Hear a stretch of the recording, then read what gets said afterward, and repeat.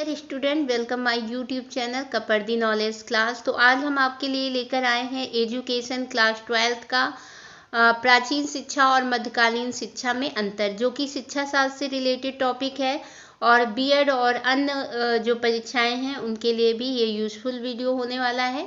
तो मेरे आप सभी से रिक्वेस्ट है कि वीडियो के लास्ट तक की बने रहें और वीडियो को पूरा वॉच करें। तो प्राचीन शिक्षा और मध्यकालीन शिक्षा में आज हम अंतर देखेंगे। वैदिक कालीन शिक्षा और बौद्धकालीन शिक्षा में अंतर हम अपने पहले वीडियो में डिस्कस कर चुके हैं। जिन लोगों ने नहीं देखा है वो हमारे चैनल पर जाकर विजिट करें, उनको वहाँ पे बौद्धकालीन शिक्षा और वैदिक कालीन शिक्षा में क्या अंतर है ये वहाँ पे वीडियो मिल जाएगा। आज हम देखेंगे प्राचीन शिक्षा और मध्यकालीन शिक्षा में क्या अंतर था। तो प्राचीन शिक्षा धार्मिक होते हुए भी आध्यात्मिक थी और मध्यकालीन शिक्षा धार्मिक तो थी लेकिन आध्यात्मिकता का इसमें अभाव था। दूसरा पॉइंट ये है, प्राचीन शिक्षा में प्रभाववादी अनुशासन में विश्वास किया जाता था और मुस्लिम काल में दमनवादी अनुशासन प्रचलित था। तो आपने देखा कि जो प्राचीन यानी कि उसको वैदिक कालीन शिक्षा भी बोलते हैं। तो प्राचीन कालीन शिक्षा में प्रभाववादी अनुशासन में विश्वास था और इसमें मुस्लिम काल में दमनवादी अनुशासन प्रचलित था। नेक्स्ट है, वैदिक शिक्षा में वाद विवाद एवं शास्त्रार्थ विधियां प्रचलित थी और मुस्लिम शिक्षा में वाद विवाद एवं शास्त्रार्थ विधियों का अभाव था। नेक्स्ट नंबर 4 है, वैदिक शिक्षा में निरंतर नवीन विषयों को पाठ्यक्रम में स्थान दिया गया था और मध्यकालीन शिक्षा कठोर थी। नेक्स्ट है नंबर 5 आपका है डिफरेंस, वैदिक काल में राजा, प्रजा, धनी, निर्धनों के बालक एक ही स्थान पर शिक्षा ग्रहण करते थे और इसमें मध्यकाल में क्या, शहजादों और रईसजादों को उनके घरों पर ही शिक्षा देने का विशेष प्रावधान था। नंबर 6 है आपका, वैदिक शिक्षा का मुख्य उद्देश्य क्या था, सांसारिक ऐश्वर्य प्राप्ति था और मुस्लिम कालीन शिक्षा का उद्देश्य था पूर्णतया राजनीतिक था। नंबर 7 है, तो वैदिक शिक्षा में संपूर्ण व्यक्तित्व विकास पर बल दिया जाता था और मुस्लिम कालीन शिक्षा में बौद्धिक विकास एवं कट्टर धार्मिकता पर बल दिया जाता था। नेक्स्ट है नंबर 8 आपका, वैदिक काल में शिक्षा गुरुकुलों में दी जाती थी और मध्यकालीन शिक्षा के मुख्य केंद्र मदरसे थे। तो ये था हमारा प्राचीन शिक्षा और मध्यकालीन शिक्षा में अंतर। अब हम यहाँ पे देखेंगे मध्यकालीन शिक्षा के जो गुण थे, वो क्या क्या गुण थे, इसमें क्या क्वालिटी थी उसको देखेंगे और आगे हम मध्यकालीन शिक्षा के दोष भी जानेंगे। तो वीडियो पर बने रहें और जो हमारे चैनल पर नए हैं वो हमारे चैनल को सब्सक्राइब कर दें, वीडियो को लाइक और शेयर जरूर करें। आपका जो लाइक और शेयर है, आपका सहयोग हमारा मार्गदर्शन करता है, हमें नए इसी तरह के नए वीडियो बनाने के लिए प्रोत्साहित करता है। तो आप वीडियो को वॉच करते हैं लेकिन लाइक नहीं करते हैं और शेयर नहीं करते, तो आपसे मेरी रिक्वेस्ट है कि वीडियो को देखिए, लाइक कीजिए और उसको शेयर कीजिए, ठीक है। तो हम अपने नेक्स्ट टॉपिक पे आते हैं, मध्यकालीन शिक्षा या इस्लामी शिक्षा के क्या क्या गुण थे।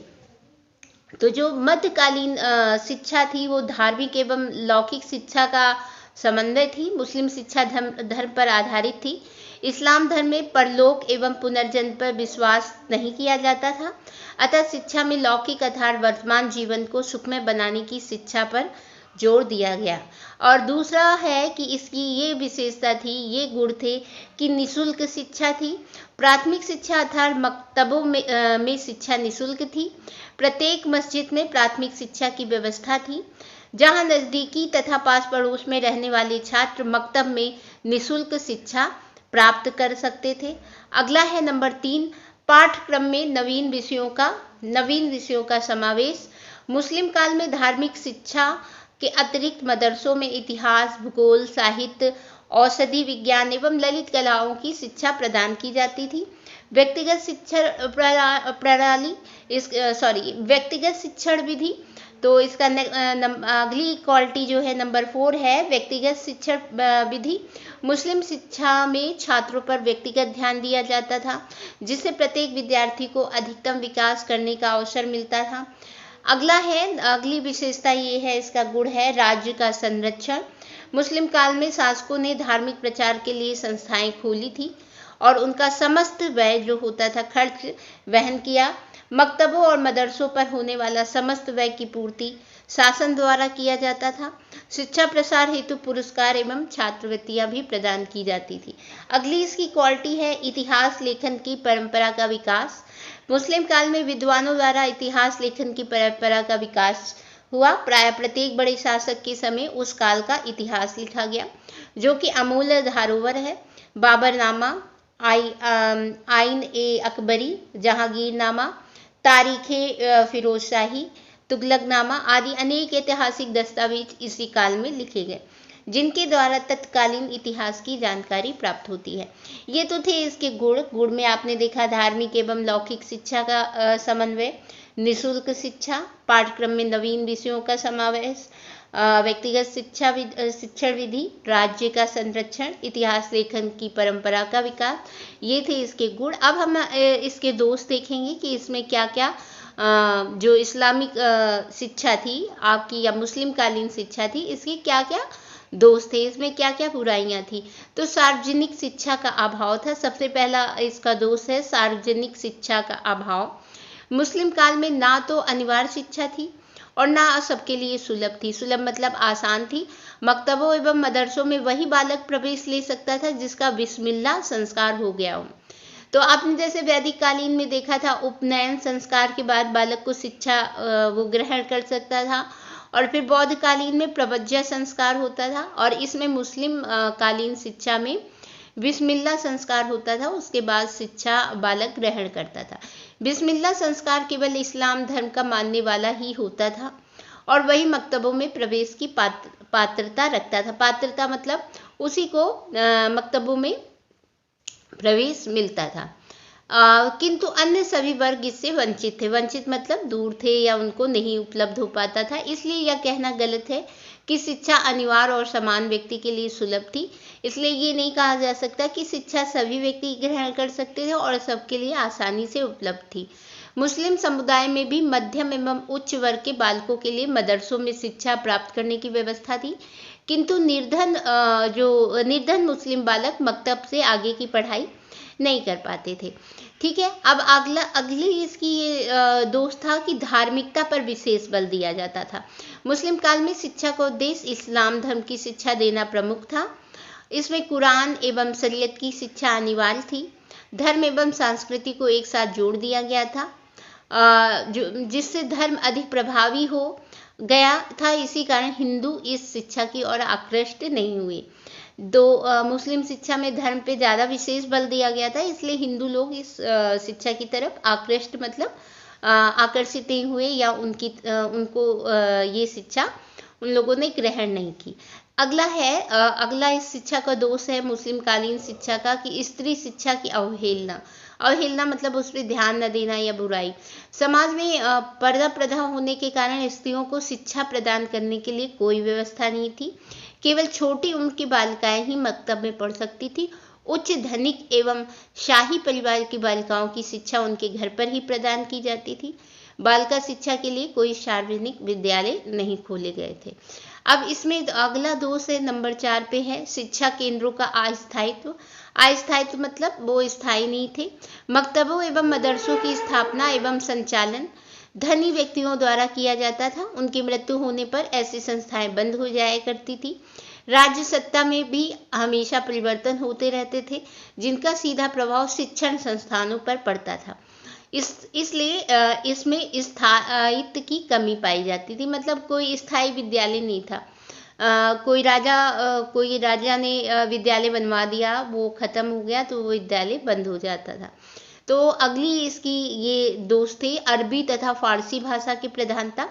इसमें क्या था, मुस्लिम कालीन शिक्षा में अरबी तथा फारसी भाषा को प्रधानता दी गई थी। हिंदी एवं अन्य भाषाओं की इसमें अवहेलना की गई थी, जिससे सामान्य जनता शिक्षा की ओर आकृष्ट नहीं हुई। अगला है निर्जीव व पुस्तकीय शिक्षा। डॉक्टर यूसुफ हुसैन ने लिखा है कि मध्यकालीन शिक्षा प्रणाली का मुख्य दोष यह था कि उसमें छात्रों के परिशुद्ध निरीक्षण तथा व्यवहारिक निर्णय प्रदान करने की क्षमता नहीं थी। यह बड़ी निर्जीव तथा पुस्तकीय थी।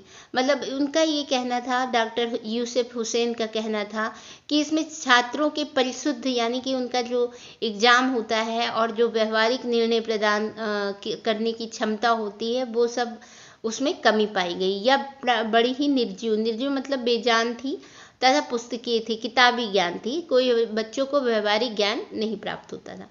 अगला है इसका, उन्होंने आगे ये भी लिखा था, आलोचनात्मक रूप से कहा जाए तो, आलोचनात्मक रूप से मतलब बुराई की तरह कहा जाए तो मध्यकालीन भारत में प्रचलित शिक्षा प्रणाली में मानसिक विस्तार की कमी थी, और मतलब उसमें मेंटल रूप से बच्चों को प्रिपेयर नहीं किया जाता था, और वह अत्यधिक कठोर तथा अनुत्पादक हो गई थी। अनुत्पादक मतलब उसको सीख के कोई आप कार्य नहीं कर सकते हैं, कोई उत्पादन कार्य नहीं कर सकते। तो वो बहुत ही अत्यधिक कठोर थी, तब भी थी, मतलब कट्टर था, उसमें धर्म को मानना बहुत कट्टर था, धर्म पे विशेष बल दिया गया था, और अनुत्पादक थी, मतलब कोई ऐसी शिक्षा नहीं थी, ऐसा कौशल नहीं बच्चों को सिखाया जाता था जिससे वो अपने जीविकोपार्जन के लिए धन अर्जन कर सके। यह कहना ऐतिहासिक रूप से सत्य होगा कि मध्यकालीन शिक्षा प्रणाली व्यक्ति में नेतृत्व के गुणों का संचार करने में असफल रही, और इस प्रकार जीवन के विभिन्न क्षेत्रों में असाधारण व्यक्तियों की पूर्ति ना कर सकी। आज साधारण व्यक्तियों की पूर्ति मतलब कुछ जो अलग तरह के व्यक्ति होते हैं उनकी वो पूर्ति नहीं कर सकी, कमी पूरी नहीं कर सकी। तो ये थे इसके मुस्लिम कालीन शिक्षा के दोष। तो आज हमने इस वीडियो के जरिए जाना कि प्राचीन शिक्षा और मध्यकालीन शिक्षा में क्या अंतर है, मध्यकालीन या इस्लामी शिक्षा के क्या गुण हैं, और मुस्लिम कालीन शिक्षा के क्या दोष हैं। इस सब को हमने इस वीडियो के माध्यम से जाना, और अब हम ये भी देखेंगे कि आधुनिक शिक्षा प्रणाली पर मुस्लिम शिक्षा का क्या प्रभाव पड़ा। जो हमारी आधुनिक शिक्षा प्रणाली है उस पर मुस्लिम शिक्षा का क्या प्रभाव पड़ा। तो सबसे पहला तो ये है कि भौतिक समृद्धि और संपन्नता का उद्देश्य। तो प्राचीन काल की शिक्षा व्यवस्था में त्याग, तपस्या, सरलता, अपरिग्रह आदि पर जोर दिया जाता था। मध्य युग में शिक्षा को समृद्धि का भी एक आधार माना गया था। वह आधुनिक शिक्षा की समृद्धि, सुख सुविधा और संपन्नता का एक सशक्त आधार मानी जाती है। ठीक है, अब इसमें क्या है, अगला है इसका क्या और दूसरा प्रभाव पड़ा, विदेशी भाषा का प्रयोग। मध्ययुगीन शिक्षा व्यवस्था में शिक्षा का माध्यम विदेशी भाषाएं यथा जैसे अरबी और फारसी थी। आधुनिक युग में अंग्रेजों ने भी विदेशी भाषा अर्थात अंग्रेजी के प्रयोग को प्रोत्साहित किया। अगला है शिक्षा व्यवस्था में राज्य के हस्तक्षेप की शुरुआत। अगला इसमें होता है आपका जो प्राचीन भारत की शिक्षा व्यवस्था राज्य के नियंत्रण या राज्य के हस्तक्षेप से सर्वथा मुक्त थी, और किंतु मध्य युग की शिक्षा व्यवस्था पर राज्य का पूरा नियंत्रण था। अंग्रेजी शासन काल में राज्य का शिक्षा व्यवस्था पर पूरा नियंत्रण था। स्वाधीन भारत में भी शिक्षा पर राज्य का नियंत्रण और हस्तक्षेप बरकरार है। निःशुल्क शिक्षा की व्यवस्था एवं छात्रवृत्तियों का प्रावधान। तो मध्ययुगीन मुस्लिम शिक्षण संस्थाओं में शिक्षा की निःशुल्क व्यवस्था थी। ब्रिटिश काल में भी इस दिशा में सराहनीय प्रयास किए गए। स्वाधीन भारत में भी प्राथमिक स्तर पर निःशुल्क प्राथमिक शिक्षा का संकल्प लिया जाता है, किंतु देश की विशाल जनसंख्या को देखते हुए अभी पूर्ण रूप से इस आदर्श को कार्य रूप में परिणत करना संभव नहीं है। जहाँ तक छात्रवृत्तियों का प्रश्न है, आधुनिक भारत में विभिन्न आधारों पर छात्रवृत्तियों का प्रावधान किया गया है। तो ये आधुनिक शिक्षा प्रणाली पर मुस्लिम शिक्षा का प्रभाव था। पे देख लेते हैं कुछ बहुविकल्पीय प्रश्न जो मध्यकालीन या मुस्लिम कालीन शिक्षा से संबंधित हैं। तो पहला हम क्वेश्चन लेते हैं, मुस्लिम काल में बिस्मिल्लाह की रस्म अदा की जाती जब बालक हो जाता था। तो बालक कितने वर्ष का हो जाता था? 4 वर्ष 4 माह 4 दिन का हो जाता था, तब बिस्मिल्लाह की रस्म अदा की जाती थी। अगला है मध्यकालीन शिक्षा में प्राथमिक शिक्षा प्रदान की जाती थी। कब प्रदान की जाती थी? मदरसे में, दरगाह में, मकतब में, खानकाह में। तो मध्यकालीन शिक्षा में प्राथमिक शिक्षा प्रदान की जाती थी मकतब में प्रदान, प्राथमिक जो शिक्षा होती थी वो मकतब में प्रदान की जाती थी। मुस्लिम काल में शिक्षा का प्रमुख उद्देश्य था, क्या उद्देश्य था? तो इस्लाम धर्म एवं संस्कृति का प्रसार था। अगला है मुस्लिम कालीन शिक्षा प्रणाली में किस भाषा को प्रधानता दी गई थी? तो मुस्लिम कालीन में अरबी और फारसी को प्रधानता दी गई थी, अरबी और फारसी भाषा को प्रधानता दी गई थी। हजरत मोहम्मद साहब का जन्म हुआ था, कहाँ पे हुआ था? मक्का में, मदीना में, यरूशलेम में, जेदा में, कहाँ पे हुआ था? तो इसका है मक्का में, हजरत मोहम्मद साहब का जन्म हुआ था मक्का में। तो अगला क्वेश्चन है 4 वर्ष 4 महीने 4 दिन की आयु पर कौन सा संस्कार होता था? तो बिस्मिल्लाह संस्कार होता था। बिस्मिल्लाह संस्कार का संबंध है, किससे है संबंध बताइए? तो मुस्लिम काल से। बिस्मिल्लाह रस्म संबंधित है, किससे संबंधित है? तो मुस्लिम धर्म से संबंधित है। मकतबों में किस प्रकार की शिक्षा प्रदान की जाती थी? तो मकतबों में प्राथमिक स्तर की शिक्षा प्रदान की जाती थी। अब यहाँ पे हम कुछ निश्चित उत्तरीय प्रश्न लेते हैं। तो मकतब का क्या अर्थ होता था? मकतब का क्या अर्थ है?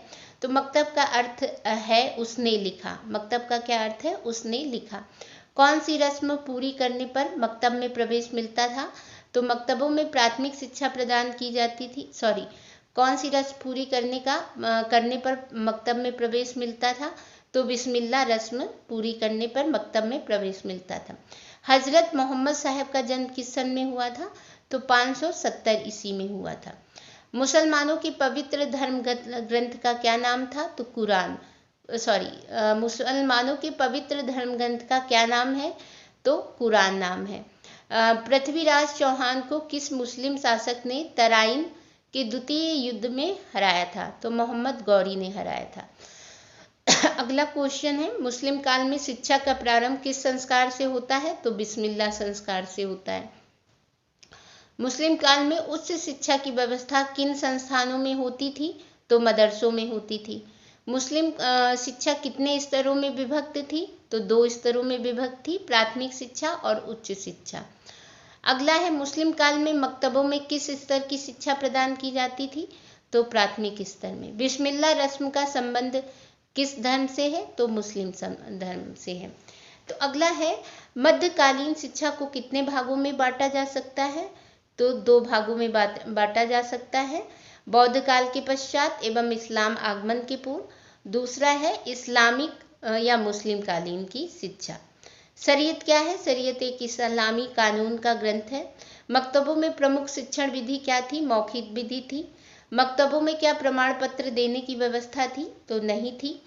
क्या यह सत्य है कि मुस्लिम काल में शिक्षा अनिवार्य थी? तो नहीं थी। तो ये कुछ क्वेश्चन आंसर थे जो बहुविकल्पीय, निश्चित उत्तरीय प्रश्न और अति लघु उत्तरीय प्रश्न थे। तो मुझे पूरी आशा है कि आपको ये वीडियो पसंद आया होगा और आपकी पढ़ाई में ये कुछ ना कुछ कहीं ना कहीं हेल्प करेगा। तो वीडियो को लास्ट तक की देखने के लिए थैंक यू, धन्यवाद।